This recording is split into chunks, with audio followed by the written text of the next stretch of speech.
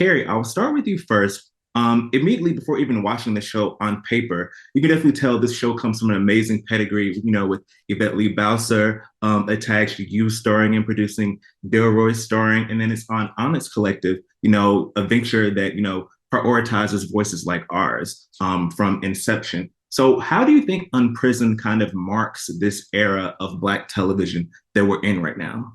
Oh my goodness. Oh, that's such a big question. One thing I want to clarify is that Delroy is also a producer on the show. And Mm, also I would add Tracy McMillan to the pedigree of the show yes, of because course. she has, she's been a part of such incredible television shows and has such an incredible body of work as a healer and love coach and all of that Mhm. producer. I don't know. I don't know what to say about kind of where we fit in the history of television. Do you have an answer for I that? do. Oh, I good. do. Great. Woo! The answer, Yeah.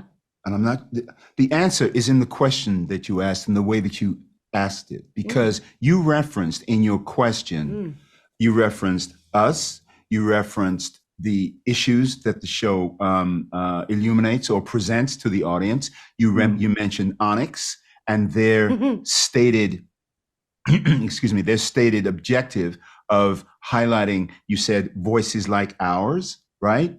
So the fact that this project mhm, landed on you and produced that question mm, with those mm. components is exactly speaks to exactly on some level the state of television. mm. That we could Now all come that together we could to all make come this together and together. make work like this. Now, Mm, um, it will remain to be seen, 5 years, 10 years from now, whether this is the start of something. We don't, none of us has a crystal ball. But in Yeah. terms of how work like this is indicative or representative, rather, of what's happening now, your question encapsulated it for mm. me. Wow, Yeah. Well that said. was a gem right there. That was Wow, like see, he's a G. He's just a G in all he does. I love it. I love it. Also, I happened to during the pandemic, I happened to start watching Family or Fiance hosted by Tracy, of course, on OWN. And from watching her during that show, I know this is inspired by her life story, but I felt like you were pulling so many like mannerisms of her in that character. So like I felt when I was watching, I was like, okay, I could see that this was her during this point in time. So I just wanted to bring that out Oh, as thank well. you. Thank Um, you. and and lastly, I for want to both of say you, something. yeah, The fact that you saw those things, I'm sitting here and I'm listening to Kerry's responses to various of your colleagues saying, how did you approach the work? And she did a hell of a lot of work, right? That may not certainly was not. I didn't know that about you, but the fact that the character of Paige has so successfully resonated for audiences, and the kind of in-depth examination of Tracy that you did, while at the same time giving yourself the latitude to create something that is exclusively yours, Mm. is extremely skillful and speaks to who Kerry is as an actor, who Kerry is as a human being, who Kerry is as a creative worker. We were yes, both so blessed to have source material this rich, right? That the character is inspired by these really captivating, inspiring, like sparkly human beings. These they're such rich characters in real life, and so to use that as our jumping off place to be able to kind of borrow things from them that would service these characters that we were creating, but also create in the alchemy of how acting works characters that were different from them. It was really an exciting journey. It was amazing for me to witness Delroy do that, because Tracy's dad is such a powerful force, and Delroy created with Edwin a character that really honors the legacy of Tracy's dad, but is also an mm, entirely new beast of a human being to witness in television. It's really it was thrilling to witness. yes. Well, thank you both so much for your time and thoughtful answers, and I cannot wait for everyone to see Imprisoned. Folly, I'll start with you first because the dynamic between Finn and Edwin is one of my favorite parts of the series. How do you think they're both able to, learn from each other as the season goes on, despite, the generational differences that, it results in a lot of funny moments? Of course. Yeah, the well, Finn for once, gets to have uh, a male figure in his life, and not any male figure, Delroy Lindo, Edwin, you know, uh, which is amazing. And Delroy, he gets to see what it looks like to be young in this generation. He gets to see how times have changed. I am a reflection of what um, society is in this day and age, and what young people look like. And so him getting uh, to see that younger version of people, and me getting to learn so much culture from him, and we both get to go through a self-love journey about learning who we are, and we both get to go through our developing identities, which was really cool. Yes, yes. And Jordyn, for you, the first time that the little version of Paige popped on screen, I was like, okay, this is my favorite part about the show. Like, give her all the screen time. I love it so much. She's just so spicy. I want to know, what was your favorite part about working with Kerry Washington on this series, and how was that process? Kind of, both of you all playing versions of the same character. It was amazing. I mean, I was this close to getting to drive. Really? Yes. They almost let you drive? Well, it, it was okay. I played Little Paige coming from the coffee shop, and then getting in a car. I was in driver's seat. Oh, okay, got you, And got you. I yeah. remember that part. I remember that part. I love Um, it. what was I gonna say? Oh yeah, the outfits outstanding. I mean, I was actually gonna ask, like, do you think you can actually see me some clothes? Yeah? Like, the clothes were amazing. My favorite outfit that I've ever worn on the show was actually the outfit from the driving scene, like the coffee shop scene. I mean, I was rocking that white shirt. I mean, I was in and at it. Yeah. Meeting Miss Carey was amazing. She was funny. She was great. She was nice.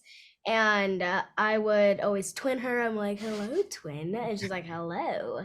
And then we would always laugh, make mess ups in scenes. It was fun. It was fun. I liked filming with her. Yes, yes. Well, thank you both so much for chatting me. I really enjoyed this, and I can't wait to see the rest of the season. I've seen most of the season so far, but I've enjoyed every bit of it and can't wait to see more. And congratulations in advance on the premiere. Because I know this is inspired by your own story with your father, how much of the story is, inspired by that, and how much of it is kind of like, different inspirations and also kind of like a new story of its own? Well, it's definitely a new story of its own because my dad actually never came to live with me. Mm. But I wanted to imagine, like, I wouldn't have done that in real life because whatever, I host a reality show and I know what happens. No. But I will say that it really was about imagining what would it be like if I let my dad come live with me, and how are we going to put this family back together? That's the true part. The truest part of this show is, how do you put a family back together after mass incarceration? That's what I wanted to know. How does my dad establish a relationship with my teenage son? How do I establish trust again with my dad? So those were the things I really wanted to explore. And there are definitely some real life moments, like my dad had an ice cream bike and the three of us took a trip to Alabama. Mhm. But, I would say the show is inspired by my life rather than, and same with the acting, like Delroy created a character. He is not playing my dad. Do you know what I mean? He is an actor who created a character. Same with Kerry. I mean, she definitely references me, in certain ways, but she created a character. These are like gifted actors, they're not impersonating anyone, Yeah. Gotcha.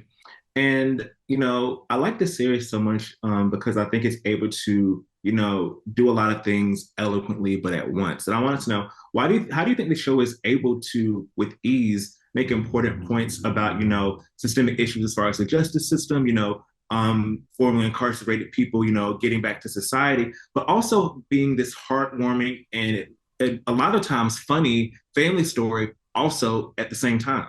Mm-hmm. Well, I think that's because I don't know, maybe it's because I come from journalism and I want to tell the truth.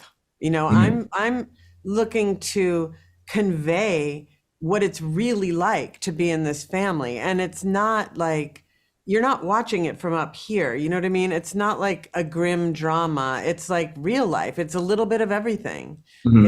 It's going to make you laugh. It's going to make you cry. You're going to be frustrated. You might be like worried or these are just real family feelings. And I've always been interested in doing something that's like true to life, Mhm. so I feel like that's where the tone of the show comes from. It comes from real life, which has all those pieces in it, all those Mhm. emotions. And why do you think it was important to have the casting of both Kerry and Delroy, two iconic actors of our time, and two actors that a lot of, even though they've both done varied work, a lot of people may be more only familiar with their drama roles, Yeah, but that's here they true. kind of do a mix of both. So why do you think those two actors were perfect for these roles? Well, because I was trying to tell a story that is like, it is serious, Mhm. what happens to Black families, what happens to justice impacted families. And so you need someone who can carry that weight in both Yeah. roles, right? But then you also, and I think this is what attracted both Kerry and Delroy to the story, is that there's an opportunity to play something that neither of them had ever played before. Neither Mhm. of them have ever really done like a comedy dramedy type Yeah. of role. So I think, and I both of them really have their hearts in the right place too. Like they really wanted to do something that was going to expand our understanding of a whole group of people, millions of people, family members, formerly incarcerated, that have not had their story told with any real sensitivity or firsthand knowledge, Mhm. not Yeah. in a big piece of like something that is actually truly entertaining, Mhm. So I don't know. I think that's what attracted them to the role. And both of them were just so down for it, like it being on set was, I mean, I would regularly get chills. Yeah, yeah. Well, I got chills while watching it, so I guess it was a success. Thank Well, thank you you. so much for chatting with me, and I can't wait to see the rest of the show. And I hope you enjoy the rest of your day. So, my first question for you is: how do you think this show is able to, with ease, make important points about systemic issues as far as like the justice system? Having formerly incarcerated people reacclimate back to society, but also be a very funny and heartwarming story about a family at the same time. Wow.